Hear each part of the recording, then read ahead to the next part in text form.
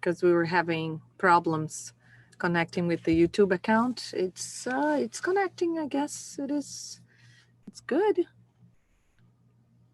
Yes, we are connected. That's very good. Look at the Just put duck. on The duck is right mute. up in the roof of one of the Okay. buildings. Okay, here What we is are. that? It's a duck. That's a big drop. Yeah, it's on the top of the house. Oh, it's flying. Oh, I see.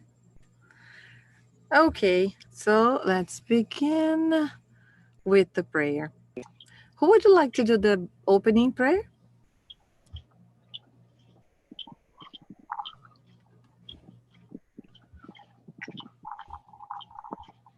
Okay, I can do it. I'm gonna mute all the microphones for now, so we can start with the prayer. I'm just gonna share the cover of the book. All right. So let's bring our attention to the present moment. Let's find our breath. Get in touch with our breath. It's like starting over. Feeling our body present here in this moment.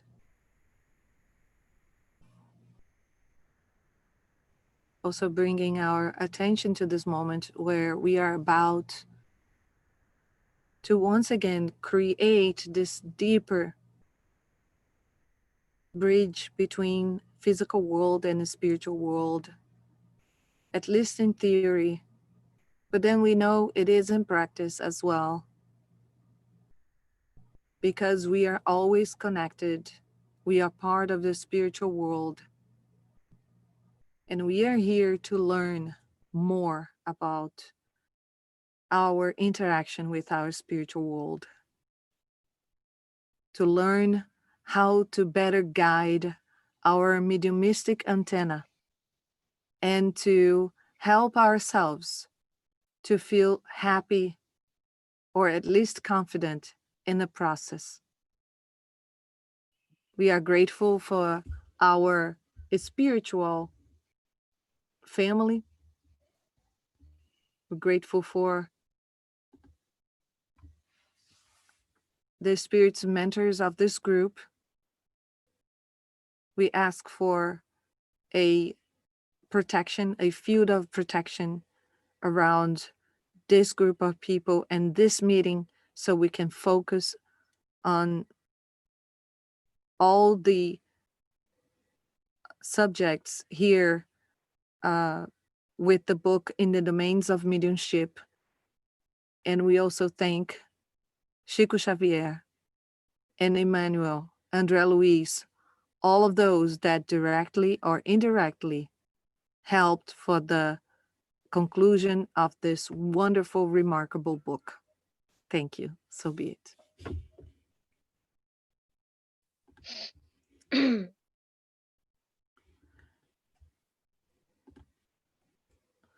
Okay, Francisco, do you have any remarks for us before we start with the questions?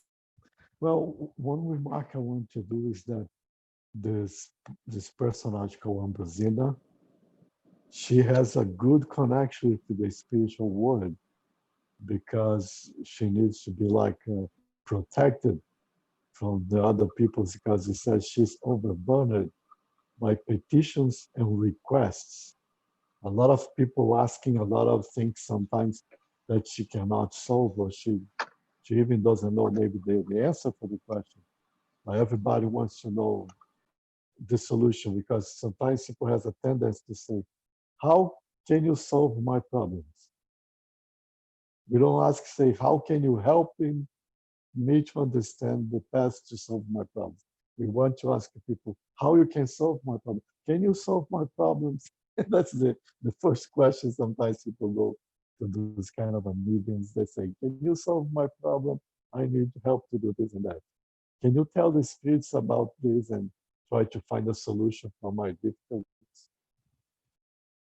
And that she needs a protection, because this is something that's happened constantly on her day by day. if you want to do the question, if you want to do some remark now, okay. I have a question on this topic that you just spoke about. Like, what is it about the mediums that people often confuse them with saints or with people that can actually solve the problems, just like someone as a Jesus? Like when people came to Jesus and said, "Master, heal me," because they knew that Jesus could heal them. But what makes people go to mediums so frequently and confuse them as someone with the superpowers?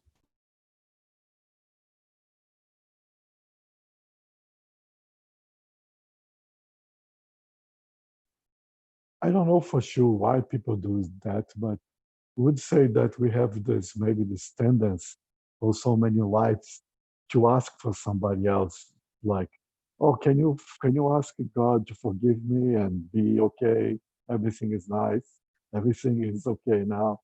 And then you have a tendency when the people learn about the spirits, they say, oh, maybe going over there I can find some higher spirits that can help to forgive my mistakes. And you know, and if you treat the medium like a higher person, like a person from higher spheres, it's very good for the person that's going to ask, because nobody want to ask a question for somebody that's nothing. They want to ask a person that you feel, oh, this is the great one. And this is happening sometimes on the spiritist environment, because people say, no, I'm not going to ask a question. I'm not going to be involved with a medium if the medium is not so famous. It's like, I'm not going to belong to a religion that's if this religion is not important, because I want to be important. I want to be connect someone that's really important. And that was one of the most important tasks that Chico Xavier has to do it, because I could visit Chico Xavier once, and I saw people treat him like he was the Pope. He was the most important person, and he was very, very humble every time he responded the same way the people was treating him. If someone kissed his hands, he kissed their hands right back. If someone want to give more comments, I think also there's what lies behind that attitude is some kind of a lack of faith on oneself, because when we do that, we believe that someone else has the power to do something that we have the power to do, but we're not believing in ourselves at that moment. And it's interesting how Jesus would say when he would cure someone, he would say, "Your faith cure you," or heal you. And I guess every time that we put our healing in the hands of others, we're saying, "I don't believe in myself."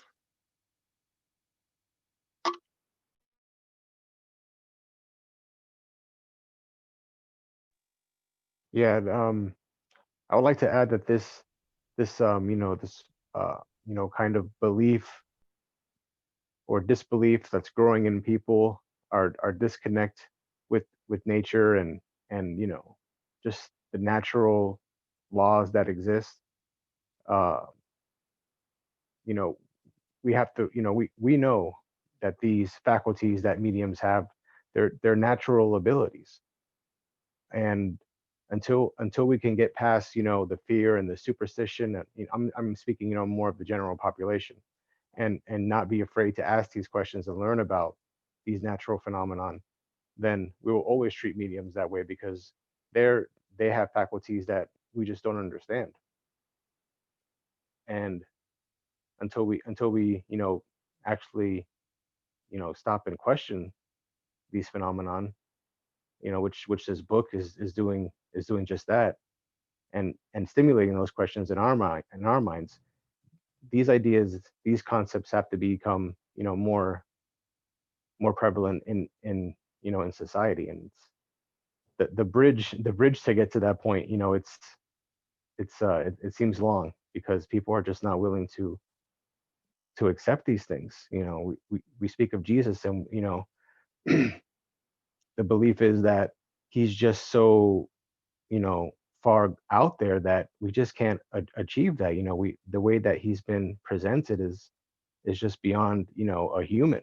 And for people to grasp the belief that they have the ability to do those things, I mean, it's just, we've been so far removed from that that people don't think it's possible.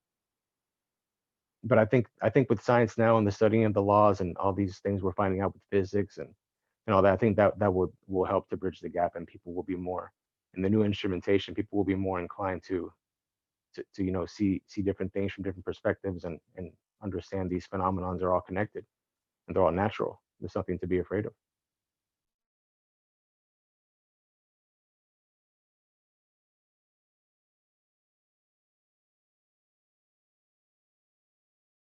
Anybody else? Any comment or insight about this? Yes, I was trying to find, because I believe it's in this book, but I couldn't find it here right now while you guys are talking.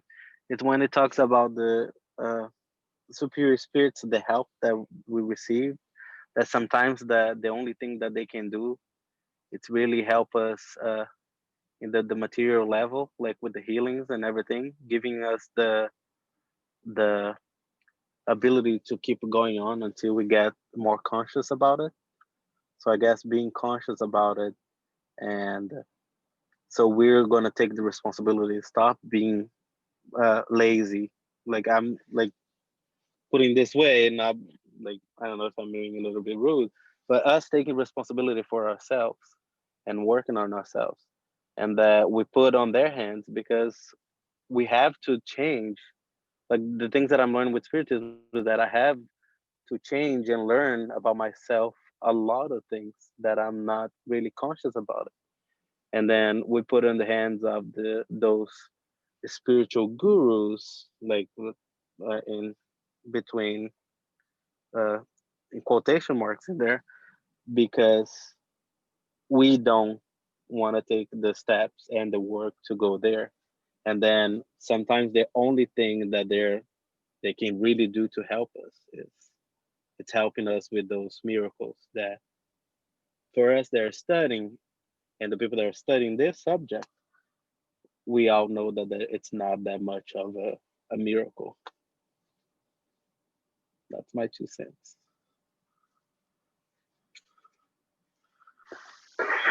I'd like to add, um, it, you know, there's some additional elements here that have to do with education, and some are, you know, self-deriving, you know, going after learning, and then some are, you know, passed down, right? And so everybody knows, you know, the status quo, and it's the way it is, and you learn, you know, your parents teach you, you know, what they know and what they've learned. And again, that's not an overnight process to go from, you know, one thing to another, or one religion to another, or one idea to another.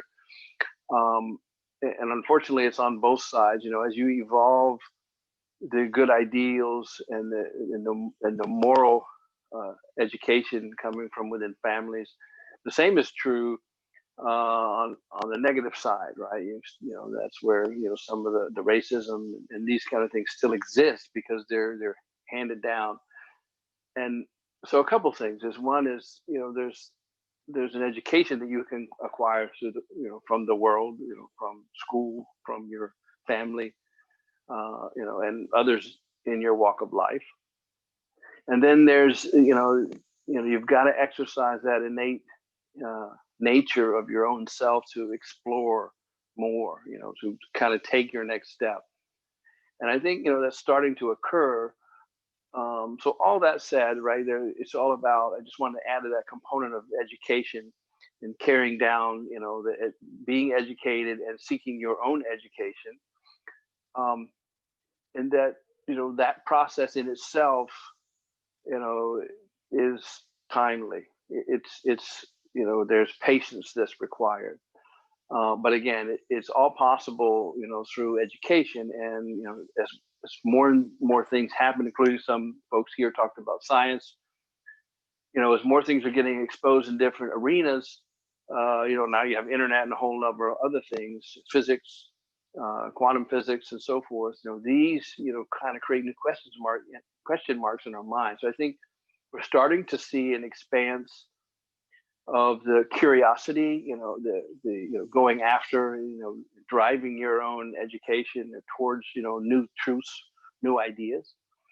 But again, we have to understand that it's a process also, and everybody learns, grows at their own pace. So all in all, that's a few things I just wanted to note there, and I think the education piece is a critical one. And I want to finish with this. That everyone on this call, is the next teacher. The Spirit's book reads, preach what I'm teaching you.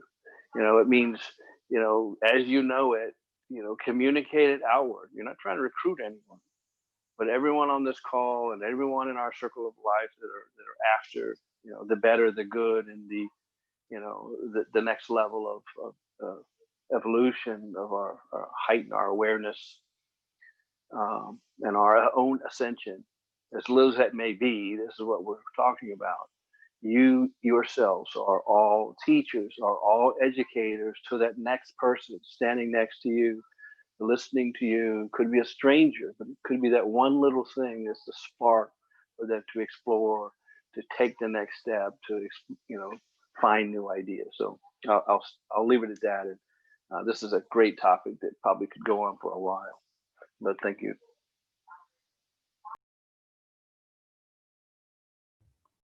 Francisco. Another remark I wanted to do here is that the medium, Ambrosina, she was in the room and she could see that a group of two people that was sit down among the other ones, they are people with a bad behavior. They have committed crime. And that's one thing that we need to pay attention to, that we cannot hide ourselves from the reality. If you try to hide yourself from the spiritual world, your own reality, you're going to be in trouble with yourself. And then not because we commit crimes, of course not, but we know that we have so many difficulties in life. Sometimes you get anger, sometimes you get upset, sometimes you get sad, sometimes you're happy, sometimes, but you need to recognize that you still have this. If you only believe that we are really good already, we're going to be in trouble, because we need to recognize we have our difficult moments and we need to work with it. Because if you go to like talking a medium like this, like Ambrosina, and she can see that you are completely disharmony inside yourself, and you say, no, I'm okay, my life is wonderful. No.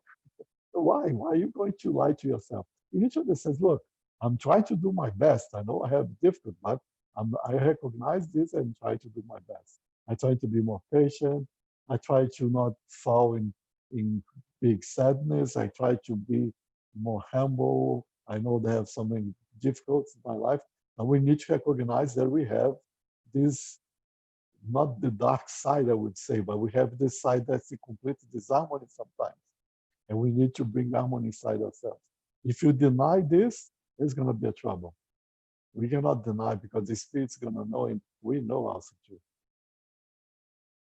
Very good, Francisco. Right on the paragraph I was about to read and ask you and everybody else exactly about this. Here it says in the book, so they are gathered around this table, right? 14 people are part of this meeting.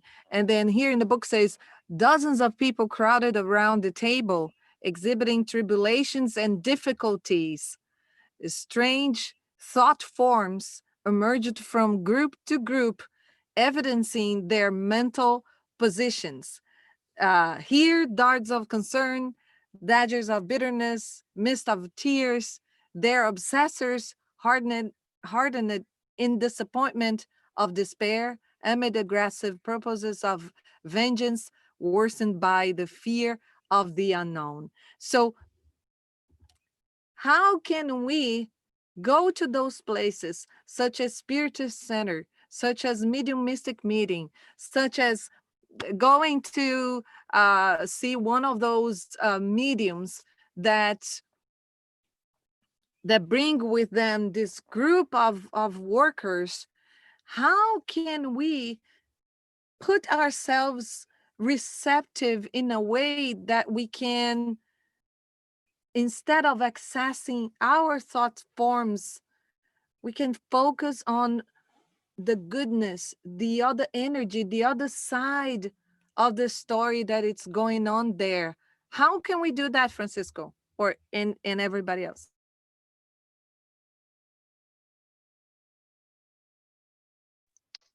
Well, I would say from my experience, it's discipline.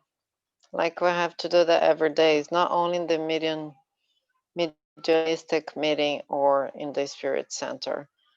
Every day to watch our thoughts, to clear our minds, to concentrate. What I've been doing is meditation, try to be present, try to focus. And again, it's not only in the meeting. I think it's a job that we have to do every day. It's not easy. I think it's a struggle that everybody has to go through. It's not only mediums, and it's not only the people that go in the centers, but everybody else. That's I think an exercise that we have to do every day. I agree with Ejimara there in the sense that it requires practice, because I know that for me the way to do that is to elevate my vibration. But how do I do that? Then I want to bring the analogy, like say I'm training for a race, and say it's a marathon. So if I try to do a marathon today, I'm not gonna be able to do it, and I'm totally capable of everyone else. Everyone is capable of running a marathon, but most of us, we can't do it today.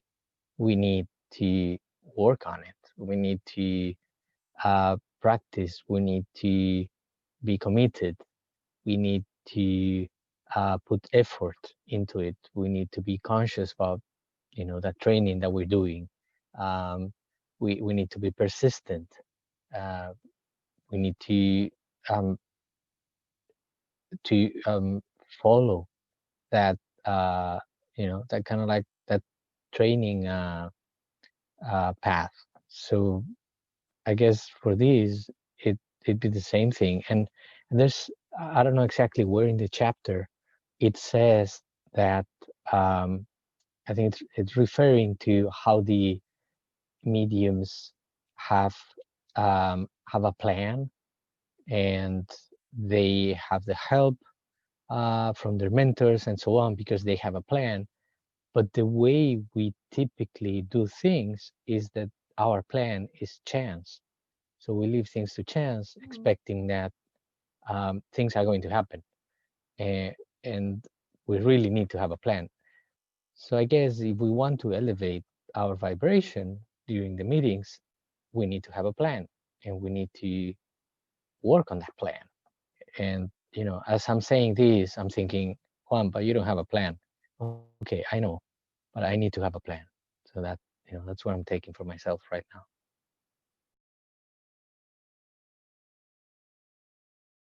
I want to add to that, Juan. One of the plans is when you sign up for a mediumistic meeting, a study group on the topic of mediumship.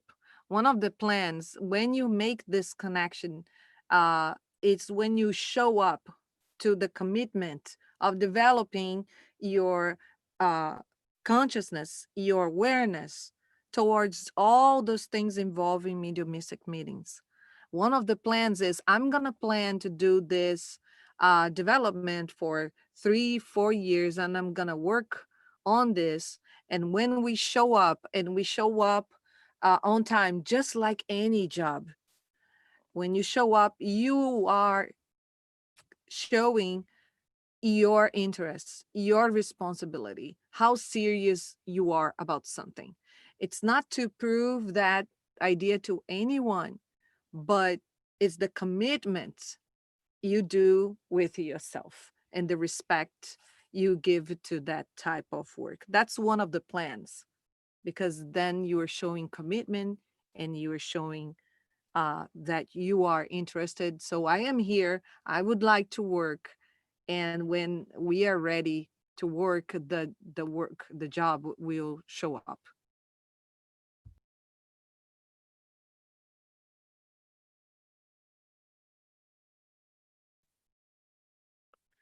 Another point that's very interesting, that when Ambrosina was called, the spirits call her, say, treat them like people they need help.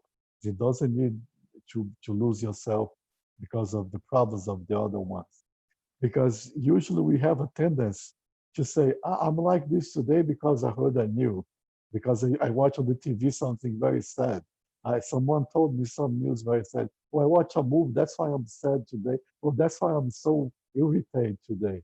We try to put that outside the world that change ourselves. It's not that we assimilate that idea and then we associate our feelings with that idea. We try to say that it was outside that changed us, not that we have this feeling already before, and then we associate with these ideas outside, and then we increment each more inside ourselves. And Brasina give the example, no, we can change. Let me try to do something. Because it was not easy, as you said, so many different groups, so many different thoughts. And we might see this in our lives. We might prepare ourselves because we might go outside and hear news, or you can hear someone talk something, gonna happen some fact in your life. We cannot lose our harmony. We can say, okay, let me stop a minute, let me do a prayer, let me try to come back to myself, because if I let it go with the environment, if I blame them, I blame the environment, it's gonna be on my problem. Now you need to find that we have this inside, not come outside to inside.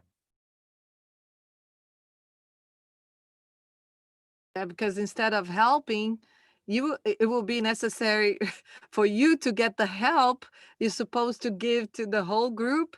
It goes to the medium instead of giving to the people, because you get so disturbed and you get out of that neutral place where you were able to help others. And that's the reason why we study. That's the preparation, just like any other job.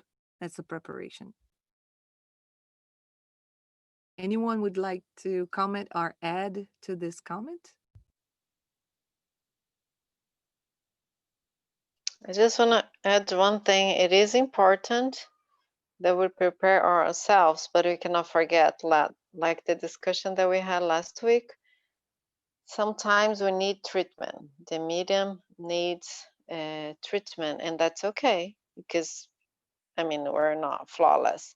So yes, there are days that we're gonna feel bad. That it is just very important to go to the meeting, and then for sure we're gonna get any kind of help, and we still can help. I mean, because we still can work in a certain way, but and also, again, from my experience, the first people that get help are the mediums in the meeting.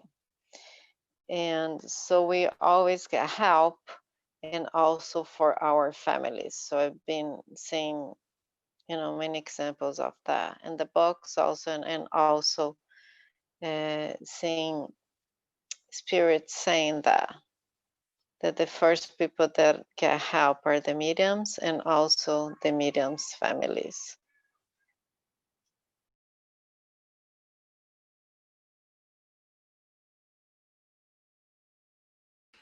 Question: why not everyone could get help during that meeting? Why just a few people?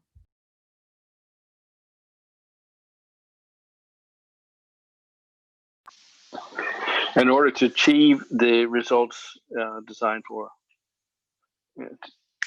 In order, some people, you have to be, let's say, like right now, let's go back to the marathon.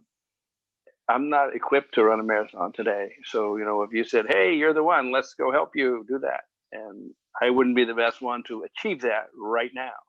So I might have to be selective. You might not be selective into who it is you actually can help and can work for what you've designed to do that day, that hour, that week in those settings.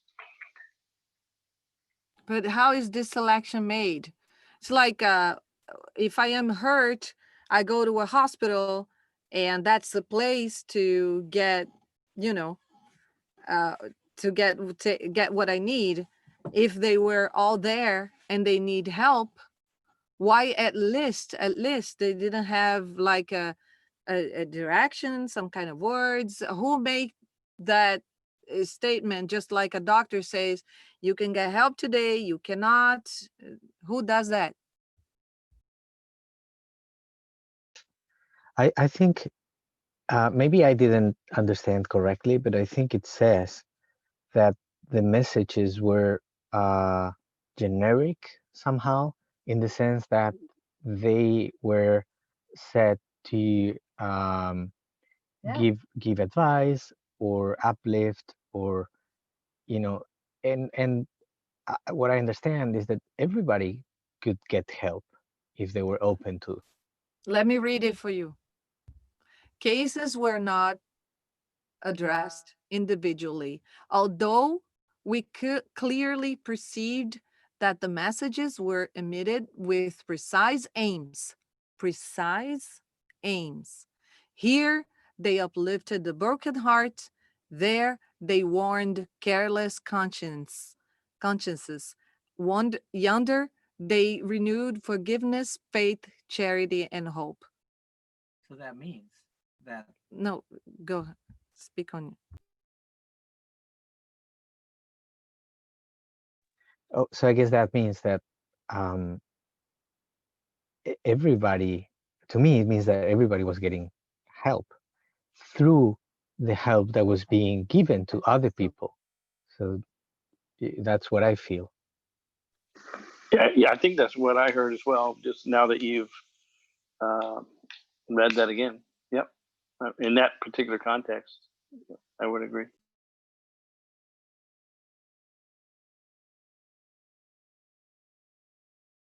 Anyone has any thought on this particular part? Yes, I guess from the other studies as well, like we're all in the same boat. So the lesson, even though it's generic, it's still part of what we're here to learn. It's a big school, hospital, prison, like we see before, So the lessons are still for all of us. We're still treating our selfishness, We're still treating uh, ourselves for those virtues that we don't have, and the teachings are the same. The help that we're getting, it's pretty much the same with the patient, trying to care for others and learn about ourselves, and the message it goes there in different aspects. And it's when he said it, that it was generic, but it goes to each one of them also according to how tuned they are, because all of them, they went there, they didn't just show up there.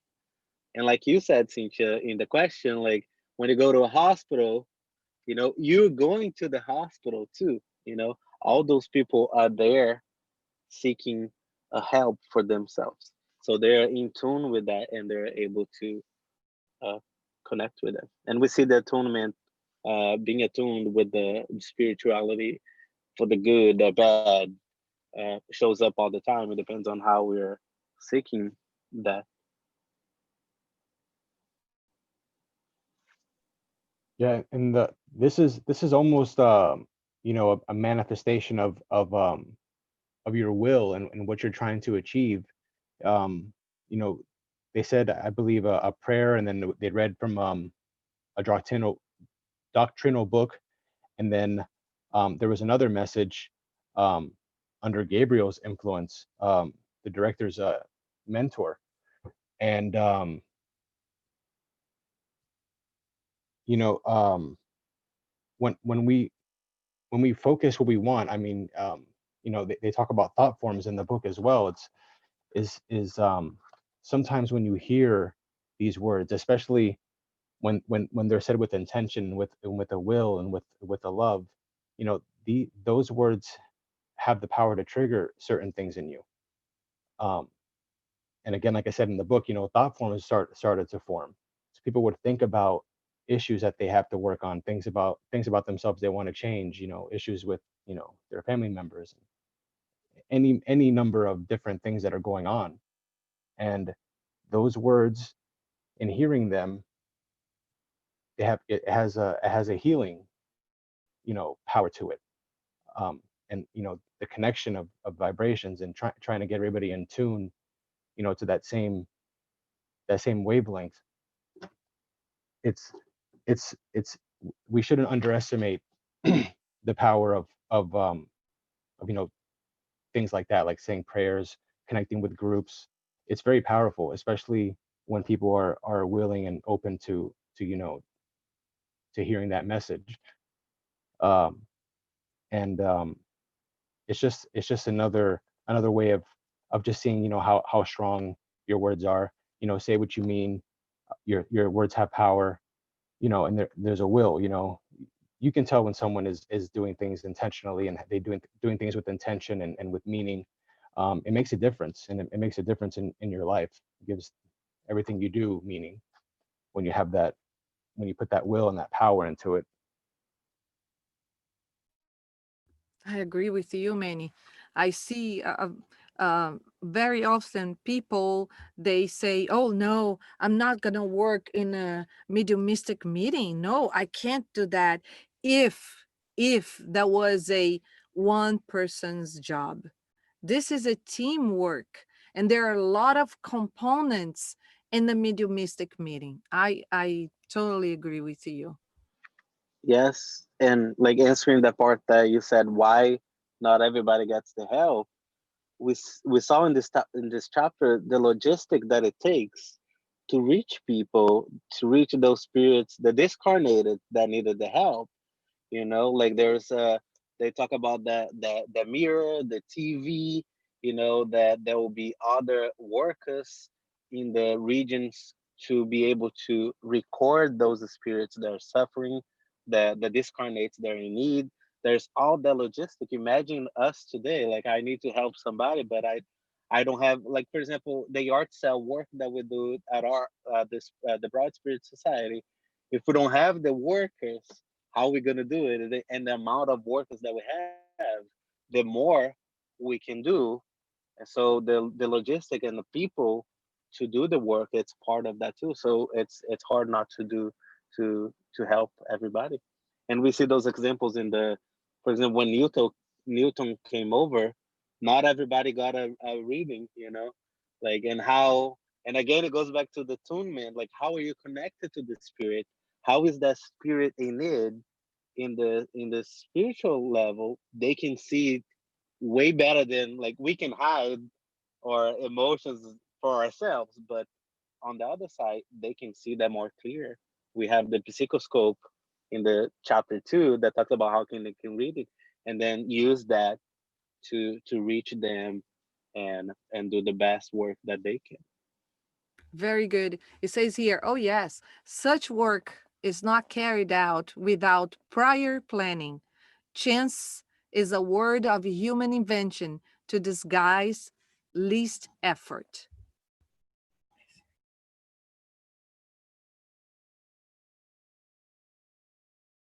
Any remarks, Francisco? I have more questions. Yeah, one thing that relates to your question, why sometimes people is not answer in their questions. We see on this chapter that they had a list of names or list of petitions on the table. And that the medium was write down the message, like it says it was like a mural, and they passed some information that the message was coming from psychography.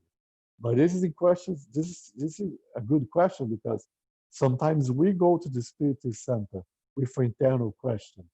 We would like if it's possible to have a medium to answer a question, we would like to do that. But we need to understand that we need time to learn your answers. We might get the answers one day. But also we need to understand sometimes people go to the Spirit Center and say, I would like to get information about my father or my brother or my friend that passed away 2 years ago or 3 years ago. And can you imagine the situation like, you put an example like Andre Luiz. When Andre Luiz was before to go to North Law, if the family of his wife and the sons, they had to a Spirit Center ask a question about Andre Luiz, they would not get any information because Andre Luiz, before he go to North Law, he was not in condition to give any information at all. And then sometimes people go to the Spirit Center, oh, can you find someone to give information about that guy, that person that I knew? And we need to understand that sometimes that friendly spirit that passed away is still in difficult times. They cannot communicate. They need our prayers. They need our good thoughts. For them, they can get a harmony inside with themselves to get a possibility to communicate in the future. I remember the medium Divaldo Franco said in one of his speeches that people think because he's a medium, he knows everything what's going on in the spiritual realm. So once a man approached him after a speech and then said, did you know that John discarnated? And then the medium said, no, I didn't. And then the person said, you didn't?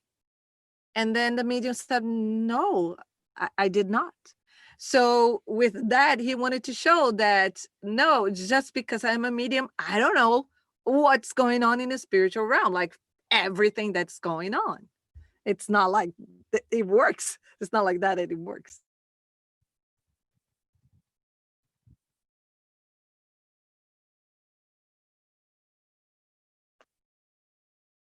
It's John is just a name. Oh my gosh. Okay, so I have a question. Who is asking who was John? Oh my god. Okay, it's just a name. Oh yeah. And I've seen this. I've been to mediums, and then I am on a line, and then the person asks, I want to know how is my mother in the spiritual realm. I want to know how is my father doing in the spiritual. I want to know how is my sister doing. I mean, let's just, connect the dots. It's not something that it's a universe, and we are limited here. And talking about limitations, I want to ask a question about first, let me ask if anyone has any insights, any remarks to say.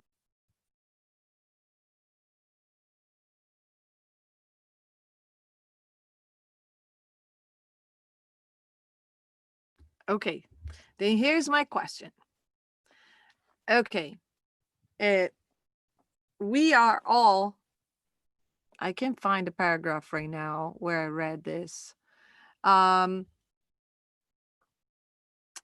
We are all antennas, and we know that. We are in communication, knowing or not, like it or not.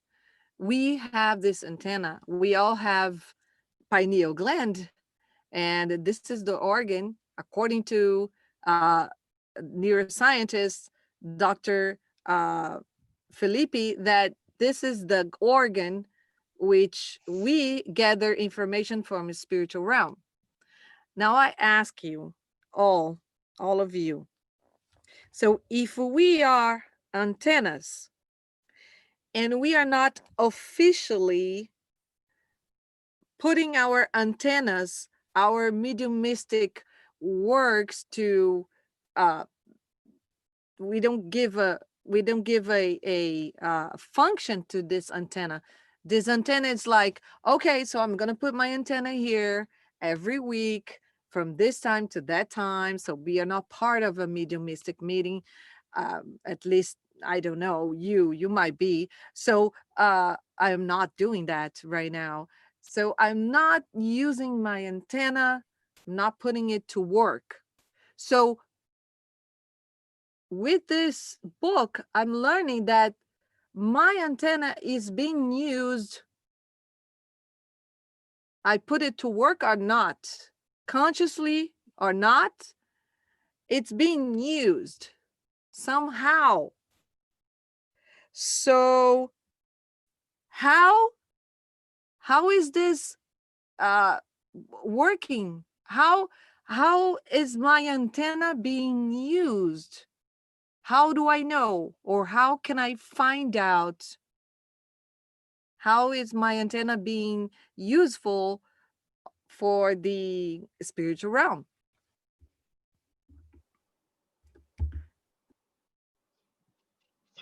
I'll say that's why I keep hitting the keys to the like being conscious about it. Like we saw in the chapter before, that writer, uh, he's not a medium. He didn't know that he was a medium, but he's still being used it according to his thoughts, you know. And we've been seeing messages and messages talking about know yourself, you know. And I think that that's what it is, like us being conscious. That's the only way that we're going to be able to gain control over it, and then analyzing and our own thoughts and seeing what is going through our mind so that we know how to direct it, if you want to use this thought that comes or not, you know, or change the habits that I have or not. But it's being used all the time, like we don't. And we see that in the spirits book. It talks about like the when it talks about the interaction and influence from the spirits, that we've been used more than we think about. We've been influenced more than we think about it. And on the other questions after that, it talks about that too, how to use that. But I'm gonna find the question in the spirits book, and then I'll tell you guys about it. But in But practical we've been ways, influenced all the how time. do I know how it's being used? How do I find out? Just illegal wiretapping. There you go. It's a great question. It's I think being conscious of our behaviors and what we're producing. What am I So producing? tell me in practical ways. Being conscious, how do I detect that I am being like in action used? How it happens? What is the mechanism behind that?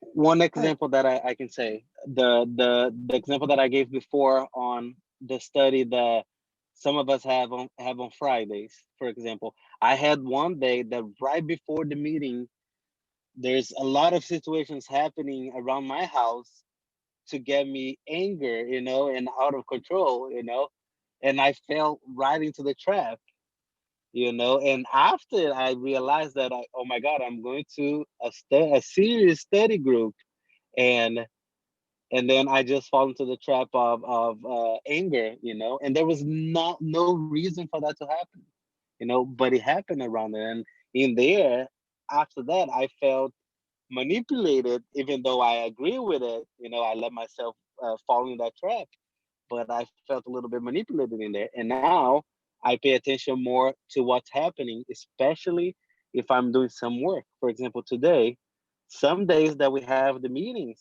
a lot of things happen that will give me a chance to say, give an excuse to, oh my God, I do not want to go to the meeting. I have such a hard time. And it's usually on those last, like the 2 hours right before the study. And then me being conscious about it, I can make decisions and judge it to see that I am being used some way not to produce any good. And it's up to me to decide to do it or not.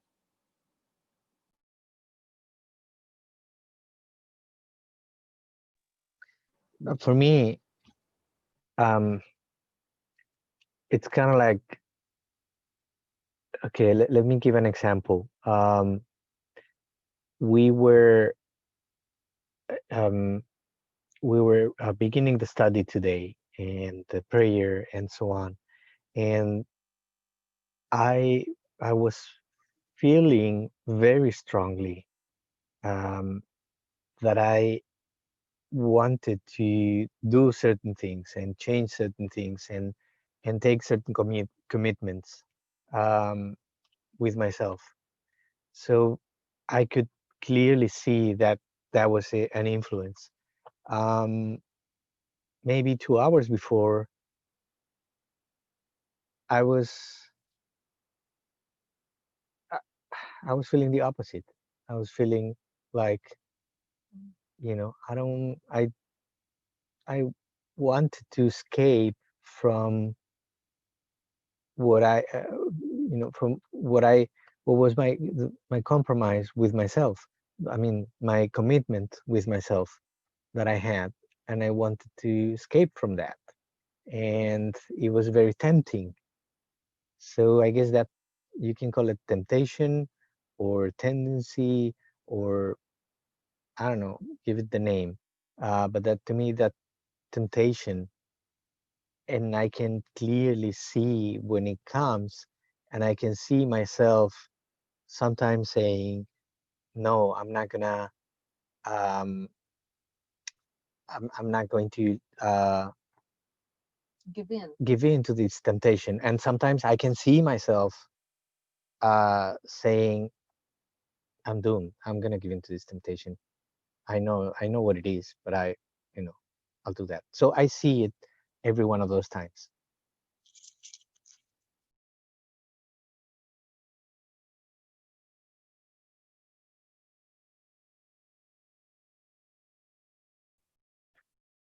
One thing I would like to tell here that's very interesting, that's those kind of questions make us to think about really how I'm going my day by day. Sometimes am I only by myself, or sometimes I'm assimilating other ideas? That's a good question, a good point. And then when we see Ambrosina, this on the book, showed two characteristics, two abilities, not only mediumship, like receive the message for the other spirits, we pass for the incarnates, but also she has this psychic ability. She could sense people sit down around them. She could sense the two of them that was make something wrong. She could sense like the agony for the other ones. She could sense like some happening for some people.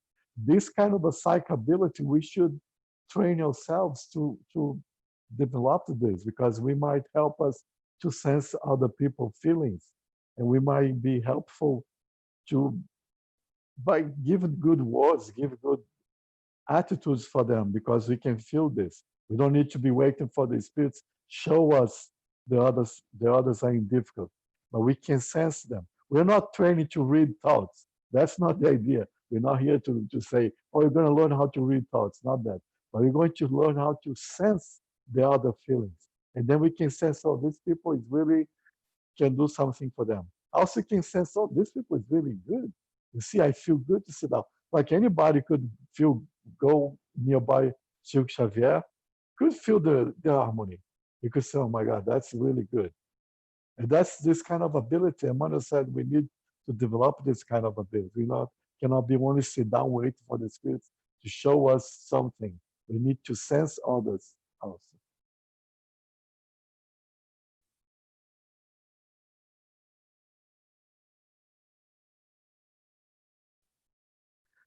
Well, it's almost time to finish.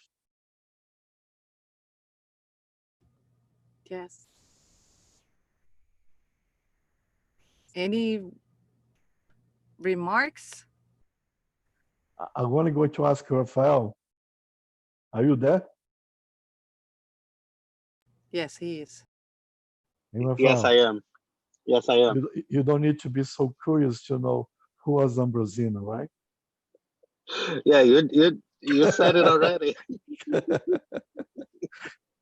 Yes, this personage make like reference to Chico Xavier. Look like the same ability that Ambrosina has. Chico Xavier has the same ability to give a message for psychography and sense people, see all this stuff.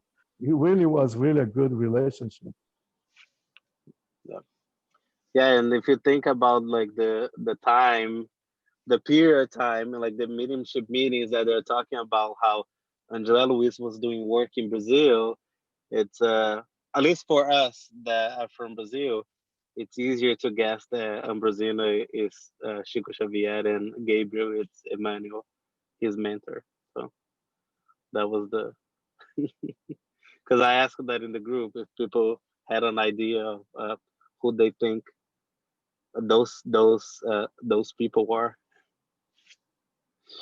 Any thoughts on that? On those people that are curious about it?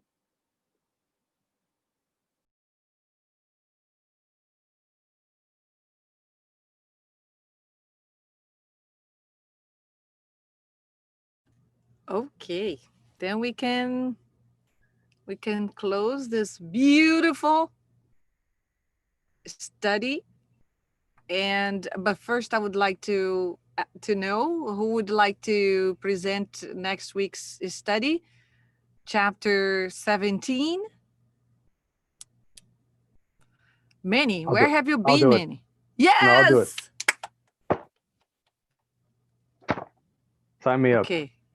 Yes. All right. Wonderful. Okay, then let's do our final prayer. And